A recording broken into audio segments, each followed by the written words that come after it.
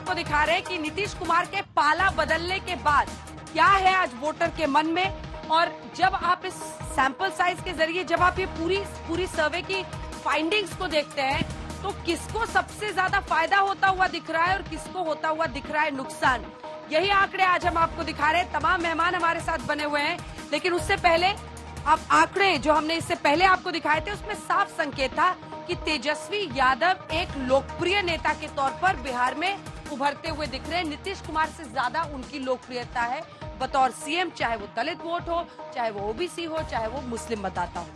वहीं दूसरी तरफ अगर आज हम वोटर के मन में झांकते हैं तो किस पार्टी को होता हुआ दिखता है फायदा, किसको होता हुआ दिखता है नुकसान, अब वो आंकड़े हम आपके सामने रखने वाले हैं। क्योंकि सबसे पहले बिहार में किसको कितने वोट, तो हमने दोनों आंकड़े आपके सामने अब हम रखने वाले हैं। एनडीए 2019 के लोकसभा चुनाव में 54% वोट एनडीए को मिला था बिहार में, 54%।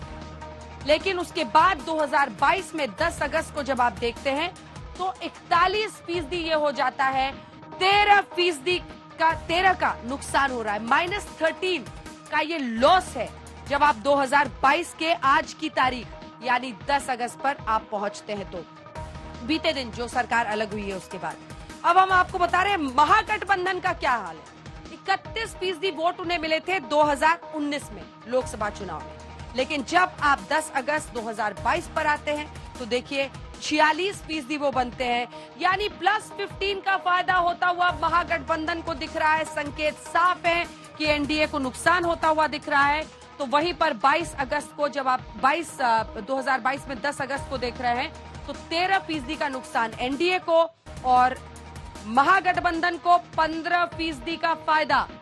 मोटा मोटा ये समझ लीजिए कि नीतीश के पाला बदलने से महागठबंधन यानी आरजेडी जेडीयू को फायदा हो रहा है, बीजेपी को हो रहा है नुकसान। इसी के साथ ये स्नैप पोल है पाला बदलने के बाद, और इस स्नैप पोल में हम आपको बताने वाले हैं कि सीटों में ये ट्रांसलेट होता हुआ कैसे दिखाई दे रहा है। तो आइए शुरू करते हैं एनडीए से और आपको बताते हैं 2019 में 39, सोचिए आप 40 में से 39 सीट्स प्रचंड जनादेश एनडीए के पक्ष में आया था लोकसभा चुनाव में। लेकिन 2022 10 अगस्त जब जनता का दिल जानिए तो स्नैप पोल कह रहा है कि 14 का नुकसान हो रहा है, 14 पर वो पहुंच रहे हैं, यानी 25 का नुकसान एनडीए को। ये फीसदी से अब सीटों पर आइए, अब हम सीट बता रहे हैं अपने दर्शकों को। सीट का आंकड़ा दिखाइए। सीट के आंकड़े में आप देख रहे हैं कि 39 जहां पर था आउट ऑफ 40 अब हो गया है 14 आउट ऑफ 40।